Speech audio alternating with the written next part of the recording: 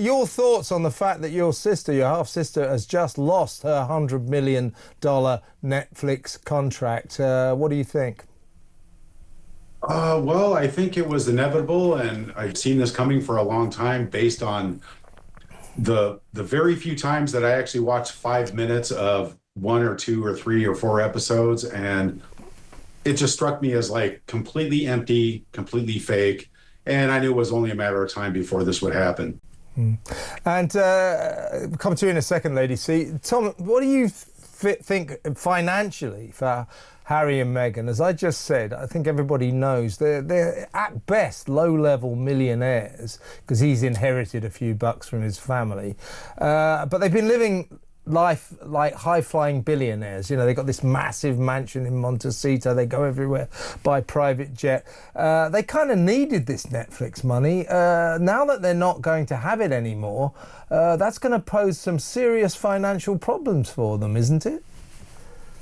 I think the writing is on the wall on this one. I think the world sees this exactly the same. They're living this extravagant lifestyle, pretending that they're just completely irrelevant when it comes to money and spending, like they just have endless amounts. But it's pretty obvious. I mean, staff quitting, staff getting fired continuously. Yeah. Well, by the way, Tom, thanks very much for staying up because you're over in the Philippines and it's about 4 in the morning for you, so I really do appreciate it. Lady C, basically the same question to you. These people have been relying on this Netflix money. That source of income is going to dramatically dry up very, very soon. The future doesn't look good for them economically, does it? No, it doesn't. And in fact, if I recall correctly, we have already spoken about this in the past because we have both said that this was coming. We knew it was coming. We knew it was coming, and now it's come. No, but it's not a surprise. And also, let's remember the figures bandied about it being 100 million and 20 million per annum. That's always been an overestimation, you know. They have been substantially less well off than they have tried to make out.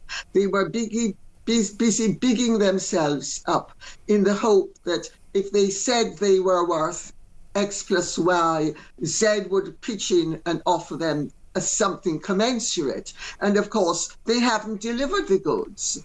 And also the deal with Netflix was that Netflix would pay them to produce things. So, and their profits were going to be pegged on what they produced and how well things did. So their payment has never been what people have been making it out to be. And that's why, for instance, when Meghan walks into a room in Montecito, most people clear out of it if they own private planes. And when people who own private planes hear that Meghan is on the phone, they refuse to take her calls. I know this from people who are friends of mine who have places in Montecito and some who have private planes. And she has a reputation for trying to cadge lifts. Really? That somehow doesn't surprise me. So, Tom, in terms that you and I have discussed in the past, Meghan's programmes, we kind of reviewed together, didn't we, with Love Meghan, her cooking drivel show. That failed to make the top 300 in Netflix's charts. It limped in at a humiliating 383. Meanwhile, Harry's horse-based docu-soap Polo, which was, I did watch it, but it's unwatchable, absolute rubbish. That came in, you're going to like this, in the Netflix charts at 3,436. The truth is, Lady C is right. They had a productivity deal. I don't suppose they ever saw 20 million bucks a year. But the problem with these two is they didn't deliver. Netflix looked at the programs they were giving them and said, this is a pile of crap. we don't want it. That's why their deal has gone down the chute. Well, let me quickly take you on a tour of the Britannia Hotel. So what we learned yesterday, this unfolded before our very eyes as we were on air, was that the protests in Essex have potentially been to some extent successful, and that some of those asylum seekers have been moved into London's newest asylum seeker hotel. This is the Britannia in Canary Wharf. Very flashy area full of city traders and all that. There's a protest last night unfolding spontaneously. Well, let's have a look inside this hotel. This was £400 a night, and I think we're going to take a sort of tour here. Can we look inside, please? And it's got restaurants, bars, it's got a swimming pool, sauna. We're hoping to go inside pretty soon. This is the protest outside. Inside, it's a luxury hotel, and it is in the middle of Canary Wharf, a very flash area. While we wait to go inside, your thoughts on this, Isabel? Well, my thoughts on this is that this is just an absolute joke, is it not? You know, why the heck should the British taxpayer continue to fund this type of luxury lifestyle? And it is a luxury lifestyle in very high-end hotels for people that come over here. And frankly, from the evidence that we've had, including your brilliant interview last night, show very little appreciation and respect to either those that are paying for all of this, which is the great British public, or the many staff that are working very hard in not very good conditions to provide everything for them. Well, exactly. Now, I think we can go inside the hotel now. So here we are. Welcome to the Britannia Hotel. Look at it. It's rather flash. I've been there myself. I used to work for there's the lounge. There's the lovely drink. Nice view across the there's the bedrooms. It's very nice, isn't it? Look at that. That's wonderful. Nice place. So, as I say, it's got several restaurants. Nice bar, cocktail bar there. It's got a swimming pool. It's got beautiful views, drinks, £400 a night until they closed the doors, as it were, to the public. The International Hotel, it's a Britannia hotel. It's extraordinary, isn't it? I mean, how much more are we going to give these people? Why are we putting them in a hotel? This is costing us a fortune. We are basically paying for those people £400 a night for them to stay there. That's our bill, the taxpayers' bill. We might as well go to reception and say, how much do we owe you? It's a disgrace. Do you know what? I also feel incredibly strongly about the companies that are accepting this money. You know, these companies are feeding off the misery of the wider British society. You know, they are quite simply taking very, very large sums of money, and this is our money, and it is in order to enable and facilitate a racket that the British public have had enough of. I think it's deeply immoral. I don't think it's any way to run a business. Hotels are for tourists, they're for business travellers, they are for paying guests. They are not set up for hostels, for free accommodation, for basically a bunch of scroungers. And I'm very, very sorry to use that quite blunt language, but it's evident to me from the number of people that are now coming out as witnesses from inside these migrant hotels that there's an awful lot of scrounging going on. So certain chains have basically sold out the whole business to the government, and these hotels. Do you know that guy I had on last night, Luke Sharman, who worked at a couple of asylum seeker hotels in Norfolk? He said that those hotels, each one of them, got £2 million a year each. Last night, we on this show, we were the first to reveal that on the US, the American left-wing news channel MSNBC, the commentator Matthew Dowd said this. Especially divisive younger figures in this, who is constantly sort of pushing this sort of hate speech or sort of aimed at certain groups. And I always go back to hateful thoughts lead to hateful words, which then lead to hateful action. The left-wing lot do this as a matter of course, and it is a disgrace. Last night, we, on this show, we were the first to reveal that on the US, the American left-wing news channel MSNBC, the commentator Matthew Dowd said this.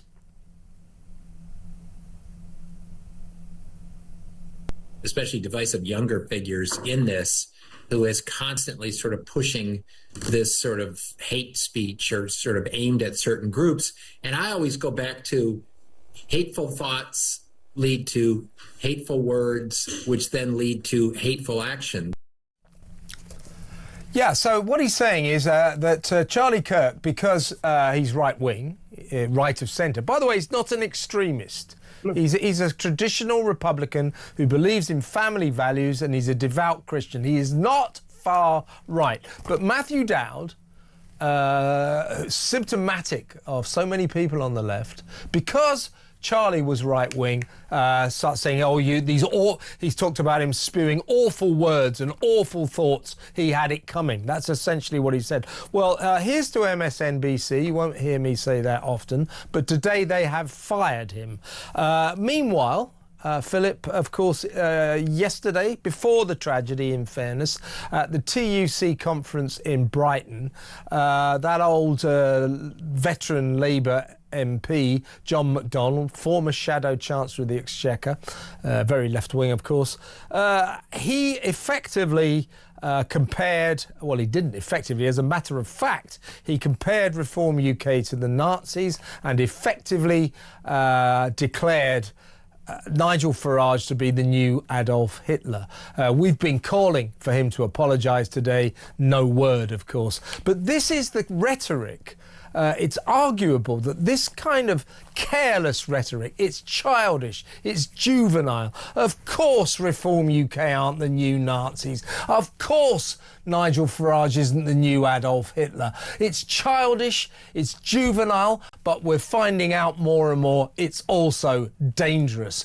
Arguably, it costs lives. John McDonnell should not only hold his head in shame, he should also apologise. I don't suppose he would. But we've got a problem here, haven't we, Philip? We have, Kev, and there's so much here, isn't there? There's so much to unpack here. I mean, first of all, John McDonnell calling people Nazis. I mean, his reputation and his track record on anti-Semitism is just appalling, him and his mate Corbyn. So let's just throw him out of the way, first of all. But the problem is they see us as evil because we don't agree with them. We have different ideas to them. We see the world in a different way.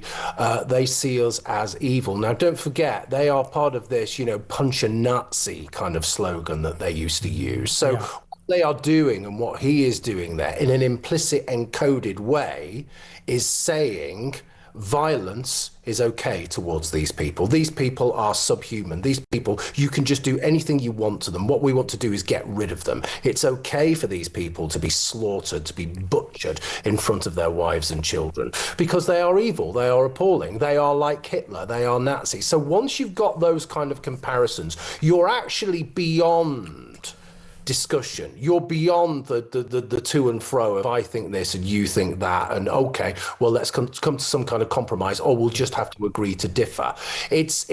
It becomes kind of messianic in a way. It's almost as though there is no other way out of this than total war, and it always comes from them, and their violence is always the same. Now, I'm just thinking about this shooter here, with all of this trans rhetoric on the cases. Now, we don't know precisely. Yeah, you have to be slightly careful. It is circumstantial, but it seems fairly circumstantial. And also, it's the Wall Street Journal. This is not an irresponsible publication, obviously. Yeah, it is circumstantial, but we can look back to what's happened recently, and it is fair enough to say that we do have a problem with men who dress up as women and want to shoot people. Okay, I think it's fair enough to say that. And we've known that for a long time. I think it's fair enough to say that the logical conclusion to this unhinged trans activism is murder, actually. Yeah. So, and we have known that for a long time, and yet all of this stuff is threaded through our institutions.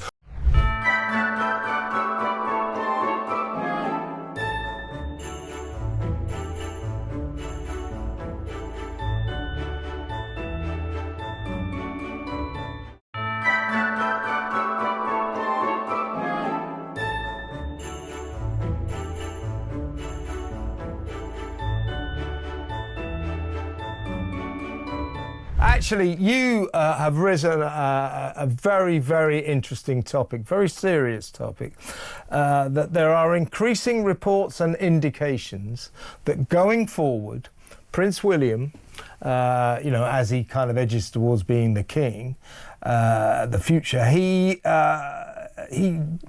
doesn't want Archie and Lilibet to have their HRH titles, to retain their Royal Highness titles. And the reason for this is twofold, really. He feels these kids are basically a stranger to Britain. They've barely been here. I'm not sure if they've been at all. They don't know Britain. They're Americans. Why should they be sort of representatives of the British royal family over in California? But worse than that, and I think we all know where William's coming from here, he fears that if Archie and Lilibet retain their HRH titles, their parents, their venal parents, will cash in on that. They'll use their kids' titles to make money, just like they already are, just like Meghan already is cashing in on her minor royal status. So quite an interesting situation going forward. What's your thoughts?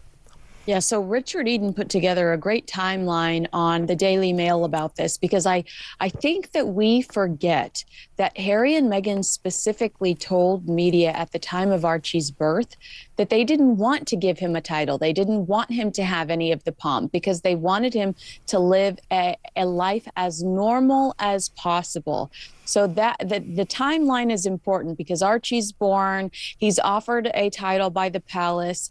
The palace, there was nothing nasty about this. He was offered a very respectable title, and Harry and Meghan declined the title, and then told media that they wanted this child to live a normal life.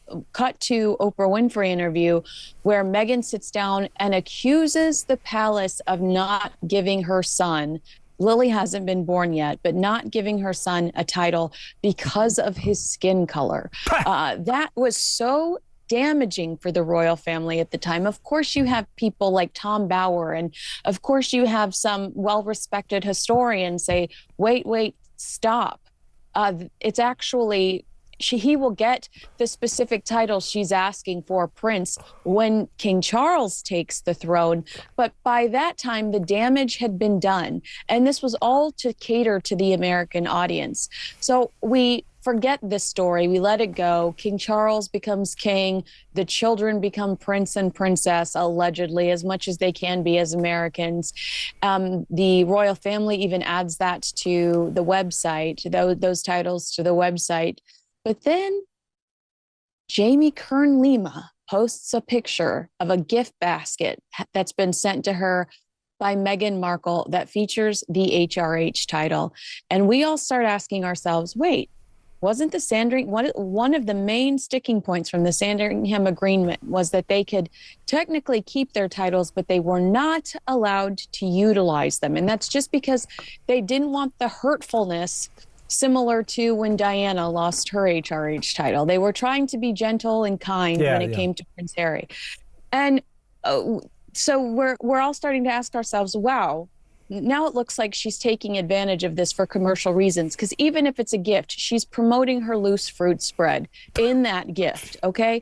And we find out that Prince Harry is up in arms with the British government because he's trying to secure passports for his children, and he wants specifically those passports to have the HRH title on them. And when somebody close to them talks to The Guardian, an outlet apparently, according to Richard Eden, that Harry and Meghan whisper to quite a bit, and it takes 10 days for somebody else to notice this storyline. A source close to Harry says that Harry only wants his children to have titles in case they choose to work within the British royal family in the future, which is absolutely absurd. That's ridiculous. Yeah. That kind of entitlement isn't just wishful thinking, it's delusion. Like you said, American children who've been raised oceans away from the monarchy, no exposure to the customs culture, they don't know how to define royal life. I think we've just reached kind of peak crisis point with Starmer's incompetence. Now, it's only a matter of time before you or I, Brendan, or maybe both as a Prime Minister, but put yourself in Starmer's position, you're the Prime Minister. Somebody says, probably Tony Blair says to you, hey, why don't you put my mate Peter Mandelson into the ambassador's house in Washington, make him the British ambassador. Now, what you and I would say, are you talking about the guy who Tony Blair had to fire twice from the cabinet due to shocking, sordid scandals? Are you talking about that guy? I don't think I will appoint that man. What did Starmer do? If this story in The Independent's true, not only did he take Tony Blair's advice, he ignored MI6's advice that this would be a terrible thing to do. That is a lack of judgment that is simply phenomenal. It's phenomenal. It's a lack of judgment that suggests he is absolutely not fit for his role in Downing Street. That's the bottom line, because when you're making such bad judgments time and again, it really does call into question your political and moral fitness to be Prime Minister. That's what we're talking about now. That's the level we've reached. And, I think Mandelson must know where the bodies are buried or something, because he is the comeback king. He's Mr. Teflon. The new Labour regime, from Blair down to Starmer, the kind of technocratic wing of Labour, they seem to love him. They seem to worship him. They keep bringing him back on board. I wouldn't be surprised if he came back a fourth time. Oh, God, don't say that. In a few years' time. But, the thing is, it really does sum up the kind of oligarchical nature of this Labour Party. It's like an oligarchy. It's like a bunch of princes giving jobs to each other, favours for their friends and the boys' club. That's not how a democratic party or a democratic government is supposed to operate. They're supposed to think about what is best for the country, what is best for the people, not what is best for their mates. So the whole thing stinks, and it calls into question, I think, not only Starmer's judgment, but the entire nature of the government that he's leading. Exactly right. Now, Peter Mandelson, right? You remember not so long ago Prince Andrew's fall from grace. The essence of his fall from grace was this, that he was a friend of Jeffrey Epstein, feasted on his generosity, of course, on his hospitality. In itself, not a great thing, but his real crime was Jeffrey Epstein in 2008 is convicted of soliciting a minor, a paedophile child sex offence. Prince Andrew kept up his friendship afterwards. That's why Prince Andrew fell from grace, and everybody went, what an oaf, what an idiot that man is, that prince is. The Prince of Darkness, as he likes to be called, Peter Mandelson, is actually, they always, the political, the body politic, the Westminster bubble gang are fond of saying, Peter Mandelson's a brilliant man, very clever, brilliant man. I'm not questioning his intellect. But, as my mum always used to say, she said, the trouble with clever men is so many of them are stupid.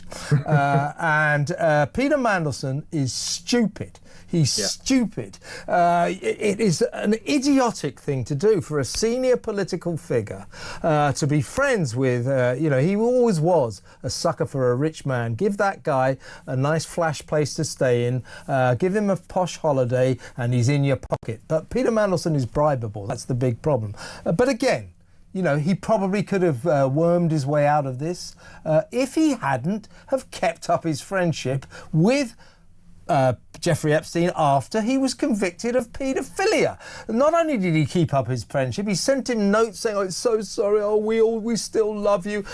You should use this moment as an opportunity. And he gave him legal advice on how to reduce his sentence, stayed in his house while Epstein was in jail. That is poor judgment on an epic level, isn't it? Oh, yeah, truly epic. And I couldn't agree more. People like this, men like this, are very clever and very stupid. They're clever in that kind of academic or maybe political way, but they are dumb as hell when it comes to making everyday judgments in everyday life. One of which should have been, it's not a good idea to keep hanging around this rich pervert who's been done for soliciting sexual relations with a child. Just don't hang around with that person anymore. Most normal people would make that judgment, but you would especially make that judgment if you're involved in politics, if you're close to the British government, if you're close to Blair and now to Starmer. You would think to yourself, I've got to keep my nose clean. But he doesn't think like that, it seems. Mandelson seems to think, where can I benefit from? Who can I rub shoulders with? You know, who will grease my palm or who will do me favors? He thinks in that very slippery way, and it's got him into trouble. I said to her, "You okay?" He's like, no, I'm sad. I was like, why? He goes, I miss my home country. I was like, well, you're Kurdish, yeah, Kurdistan. He was like, yeah. I was like, well, why did you leave Kurdistan? Because we all spoke to him. We all wanted a reason of why have you come here? Yes. And he was going, he was thinking, he was like, one day he goes, I had an argument with my wife. I'd been drinking heavily. He said, I killed her. He says, killed her with my hands.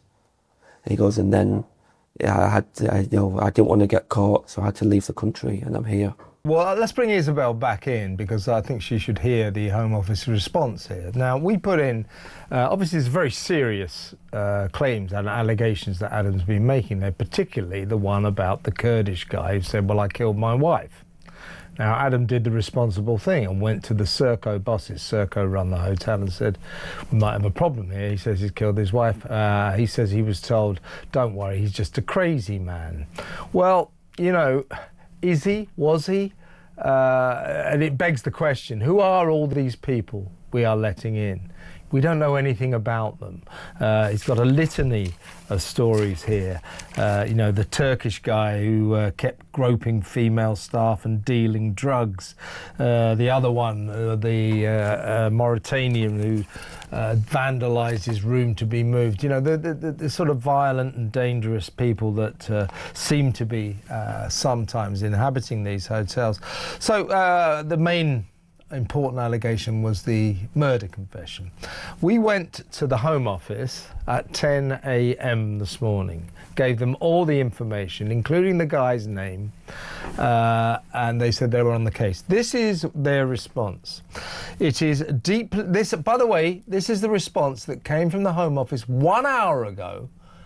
So that's just after 6 o'clock. So what is that? More than 8 hours after we put this inquiry into them this morning, they send us back this. It is deeply disappointing and irresponsible that TalkTV failed to provide the Home Office with the information required to verify these allegations. 8 hours. And that's what they came up with. So, thank you very much, Home Office. Given your unsatisfactory response, we elected to run this story. But shocking, a shocking story from Adam there, particularly about the Kurdish man who said, I came here to escape justice because I killed my wife. As I say, Isabel, it just begs the question, the burning question, who are all these people that we let in and put into these hotels? Well, I think the Home Office response just casts a light on how little they know about the people that we're bringing in. I mean, is it the case that there were so many people of that nationality and that name at that hotel that they can't possibly work out which one might have been a wife murderer? It is extraordinary that it's, you know, that caused so little stir or record keeping by the various agencies involved, in particular Serco. You would have thought the Home Office could have had a conversation with Serco about this. Did they have any record of it? Or is this just a kind of shrug everyday event in our asylum hotels that, you know, some bloke or other is saying, oh, actually, you know, I'm pretty sad today because I left my country because I murdered somebody. I mean, it doesn't seem to have been that big a deal. Exactly right. But what I would also say, what I thought was was really poignant about that slice of your excellent interview with Adam was that he revealed himself not to be some kind of manic migrant hater, some sort of, xenophobe, talking very sympathetically about the very real cases of hardship and tragedy that forced these poor people to end up, stuck in a hotel in Manchester, from their home country, like the pharmacist whose entire family got blown up. So, I just thought throughout these 3 evenings of Adam's interview, he proved himself to be, a decent, credible human being who was just telling a story that concerned him and should concern all of us. I think that's right. I too found him to be a very credible source. This is somebody who actually really enjoyed the relationship that he built up, the friendships he built up with genuine asylum seekers who were very respectful and were grateful to the British people for the refuge that we're all paying for. But what is so concerning is that so many of the other revelations that he brought forward show just how many flaws there are in the system. And the idea that we're granting leave to remain to a Namibian who claimed to be suffering from PTSD because he had a car crash in Namibia and doesn't like driving on Namibian roads. I mean, it just brings the whole system into disrepute, doesn't it?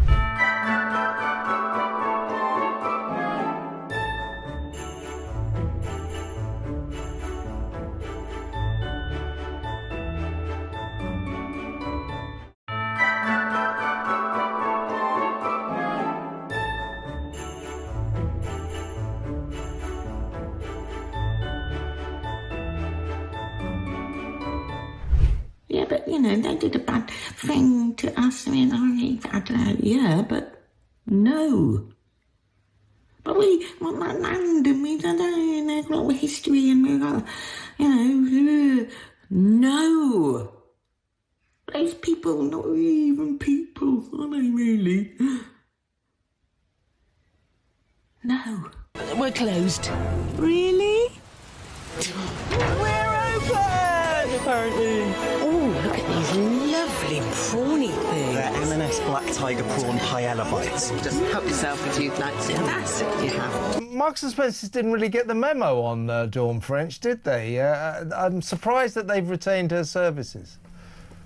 Well, Kevin, first of all, I can't believe you made me sit through that entire nauseating advert. I know, we've done Marks and Spencer's a big favour as well, haven't we, inadvertently? I hope you didn't lose any viewers turning off during the middle of that advert. But yeah, I mean, look, it turns the stomach, really. I mean, clearly it reinforces the message that, in this day and age when it's unacceptable to offend anybody, any minority group, everyone's hypersensitive about everything, there's one group that you can target with impunity, and that's the Jews.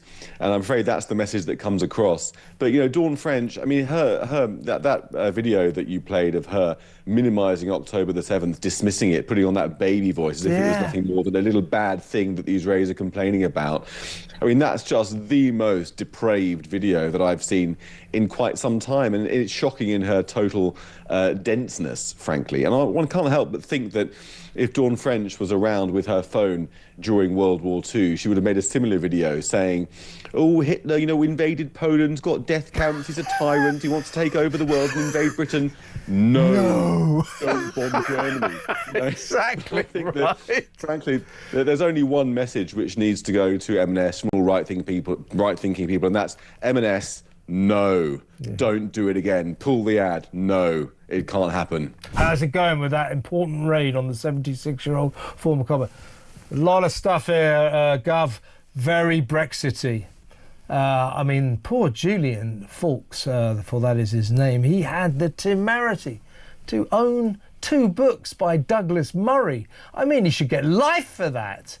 It's very Brexity. Somebody needs to tell these coppers on the front line, and also the idiots who dispatch them on this ridiculous mission, harassing one of their own who's done nothing wrong. Someone should tell them that even if, which he is not, Julian was some kind of Brexiteer mania, it's not illegal to support Brexit. With me now is a former copper who, like me, would not be able to believe this except for The policing has changed since his day. He is, of course, in the studio. Brilliant ex-Scotland Yard detective Mike Neville. Mike, your thoughts? Well, it's just truly appalling. The first thing I think is what it shows is how the police training has changed. When I went to police training at Hendon, it was like a military establishment, drill sergeants marching around, and it set an agenda. Now these police officers go to a university, and what you see is this like insidious left-wing influence, this idea that supporting Brexit or liking Douglas Murray or reading The Spectator is some kind of sin. So that's number one. Number two, the police forces involved. The original information on this didn't come from a member of the public. It came from the Met. The Met gave it to Kent. Now, if the Met and Kent police were solving every burglary, every theft, every rape, every robbery, you could think, well, they might be able to focus on something else. But these are two police forces, so the Met were inspected and described as inadequate at investigating crime. They solve about 3% of crimes. Kent were described as needing improvement, and they solve about 6% of all reported crimes. Needing improvement. So those 6 officers would have been better in Gillingham town centre, patrolling, catching shoplifters, dealing with antisocial behaviour, making us all safe. And then there's the police procedure issue. Why are you handcuffing a 76-year-old man? In his own home. Somebody has got to justify this. And also, when he was taken to the police station, a sergeant has got to sign a legal document which amounts to why this person has been arrested. So there needs to be a top-to-bottom inquiry here to say who authorised this? Who said send these 6 officers? Then who said handcuff an old man who has no danger whatsoever, no intelligence about danger, and who authorised him to be locked in a cell for 8 hours? And what this does as well, I noticed what his lawyer said, is it sends out a message. Freedoms don't get taken away all at once. What happens is that there's a gradual, insidious creep where you get taken, and people get afraid. So his neighbours will now think, do you know what, I won't put out that tweet that I don't agree with illegal immigration. And people are silenced, and it's the wickedness of that. And that's his tweet, by the way, his offending tweet, this was why they raided his house, was soon after the October the 7th Hamas atrocity, where he sort of questioned a pro-Palestine protester and expressed Julian Fuchs expressed his concern at the rising tide of anti-Semitism, a very, very valid concern at that time and to this day. It was a perfectly harmless legal tweet, and yet this massive raid, as if he's some kind of pro Israel extremist or something. And it gets worse, Mike. They also, Julian Fuchs' wife is a retired hairdresser. They found her shopping list, which they found to be extremely concerning.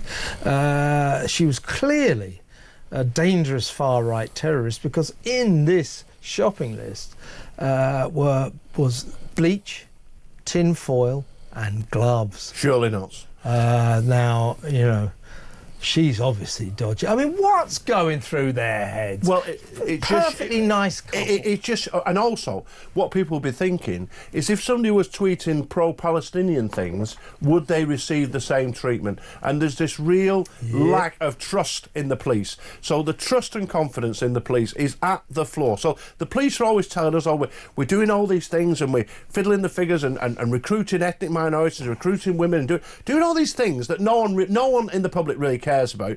The trust and confidence goes through the floor, and what happens is that people just see this two-tier policing, and we're constantly told by the establishment there is no two-tier policing, but they can say it as much as they want because people can see it at the end of their nose. It's obvious what's going on here, and this man, it's just terrible. And the other thing about the police as well is they sometimes bully people into taking caution. So they'll say, if you take a caution, I know they do. you'll be able to leave, and people don't realise the consequences of that, because that's a criminal record. It's a criminal record. They've got your fingerprints. They've got your DNA, and it is. And when somebody does a check on you have it. And no one, in my view, should take a caution unless they speak to a solicitor. And I say that as an ex-officer, because I know, as a retired officer, some people, they haven't got enough evidence because they push it. Because if this had been sent to the Crown Prosecution Service, it would have been kicked into touch. But the easy thing for the police is to give a caution, and then they score a point. That point is as good as a charge.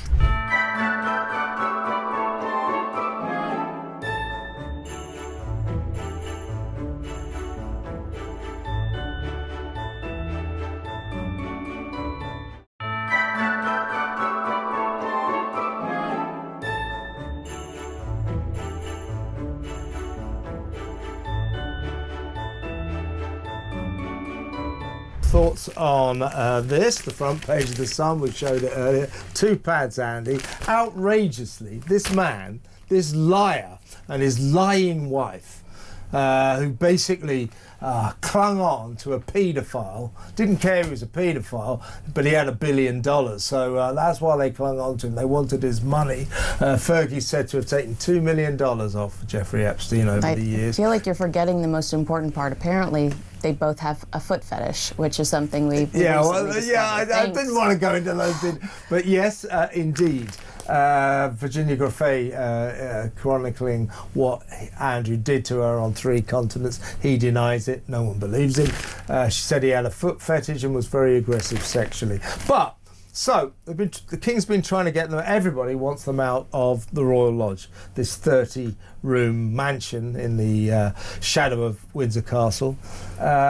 Looks like he's finally agreed that he might go, but in return, him and Fergie, because they both live there, are demanding 2 houses. Frogmore Cottage, that Harry and Meghan spent a couple of £1 million on, turning it into a beautiful place, and also Adelaide Cottage, where William and Kate currently live, but they're going to be moving to a much bigger place fairly soon. So in order to move out of this house, this huge place, Royal Lodge, used to be the Queen Mother's home, where he doesn't pay any rent, he's demanding 2 more houses. I just say it's time to tell this guy, you're on your own. You're on your own. You and Fergie, get out there, get a job or something. We're not giving you anything more, right? Here's what my sources say. There is no negotiating with this guy. He has no terms. You can't negotiate. Like, it's my understanding, it's not if, it's when he moves out of Royal Lodge, as far as the powers that be, as far as they're concerned. So to hear that he would have the audacity to say, okay, I'll do it, but here's what I want in return, it doesn't surprise me based on some of the ways we've heard this man described in the past, the entitlement, the pure arrogance. But it's my understanding that he really doesn't have a leg to stand on. So whether he likes it or not, he's leaving Royal Lodge. And also, William's never going to go for this. With Prince Andrew in the Windsor vicinity, he becomes an incredible distraction for William's inevitable reign. He becomes, he remains a distraction for the British royal family. He needs to go away. He needs to disappear. We don't need to see him on horseback. We don't need to see him anywhere near this family if the family wants to continue. I think for 100 years or so, when did it start, the BBC, back in whenever? It's about 100 years, just over 100 years old, isn't it? I think it's a kind of social engineering operation. I think it's always been there to try and corral the British people into what they ought to be thinking and how they ought to be reacting to any given situation. And I think that as time has gone on, the people of this country are less minded to be compliant with that. Social media, think for yourself, the right to publish your own opinions. They don't really need Auntie Beeb anymore, and that's why I think the BBC is foundering a bit, because it has lost its raison d'etre. It doesn't understand what it's for anymore. Yeah, so let's just look at the optics. Imagine you're not from the UK, you've never stepped forward in the United Kingdom, and someone says there is a state broadcaster that you have to pay for. Now, as the younger generation are turning out to be more... And if you don't, you'll go to prison. Exactly. That sounds like something from North Korea. It's bad, isn't it? Anyways, besides from the poor optics, the reason why young people don't respond well is because young people are being more anti-establishment. I mean, if you look at the demographics of, for example, a Stand Up to Racism demonstration, they're mostly young people, and I'm also, of course, admitting that there's an issue with the left when it comes to young people, because I believe that they've been indoctrinated en masse. They're mostly young people, so they're already distrusting of essentially anyone who doesn't wholeheartedly agree with their far left radical views. So when you have this establishment broadcasting corporation, of course they're going to deeply distrust it because it goes against all of their values. Now, in terms of the right younger generation, they're extremely disenfranchised, like I say. diluting what it means to be far right. Imagine if you had a suspicion that government-funded institutions suspected you of being far right, and this kind of reverberates across every single sector. You've had that, right? Yeah, of course, with Prevent. How many times have you been referred to Prevent? Twice. So listen, folks. Thomas Moffat here, young Bob, has been referred to the Prevent system twice. Axel Ruder-Cabana, the Southport killer, I seem to remember, was referred to it but was rejected because it felt that the authority felt that he didn't warrant monitoring by this anti-terrorism setup. But I mean, what I'm saying first is that, you know, to sort of bracket Thomas here with Axel Ruder-Cabana just shows how ridiculous the authorities are when they come to perceived threats to our state, to our culture, to our society. Thomas Moffat, young Bob, he's right wing. He must be a threat to us. There's something kind of weird about that, isn't there? Yeah, and the reason being, if you look at this year's Prevent numbers, it's actually the first time that far-right extremism has been on top of Islamic terrorism. And the reason being is that these institutions like the BBC, like Prevent, like the police, they're given a quota. They're saying, look, this looks bad on paper for the right to use this against us. So what we're going to do is, for everything else, keep a consistent criteria of evidence when it comes to how we prescribe someone as a terrorist, because it's a severe claim. Then when it comes to right-wing terrorism, I mean, last year there was a kid who claimed there was only 2 genders and he got threatened to be put on Prevent. I know people personally, when I started doing activism on the ground, so many people, and this is where you do not see, and yes, on paper, if you look at polling data, because that's incredibly inaccurate in my eyes, young people are left-wing. But if you were to get rid of Prevent, if you were to proportionately represent everyone in youth parliament, if you were to ensure that there was a diversity of coverage when it comes to the BBC, so many young people would come out to be right-wingers. It would be insane. And that's why my work in terms of Turning Point UK is incredibly humbling for me, because I feel like I can do so much here in the UK, given the momentum that people like Reform are beginning to kind of encourage that sort of behaviour. And just before you go, explain, we began this conversation where you said that you and your friends are from Turning Point UK, Charlie Kirk's organisation here in Britain. Explain, you were saying that you staged this protest outside the BBC because the BBC kept calling Charlie Kirk far right. Explain why he isn't far right. Charlie went on this platform of a very simple Christian family life. Of course, I would really want to speak to him. Unfortunately, I couldn't because I only joined the organisation about 2 years ago, just to see how would someone start such a movement here in the UK. He was very much a moderate conservative that cared so deeply about the people that he opposed. He never came into a discussion with ego, with vigour. He always came with a discussion of caring for someone made in the image of God. And it's deeply compelling for me, if I look at a principled man who's God-fearing, who pushes conservatism, to kind of attempt to be inspired by that movement and implement it here in the UK.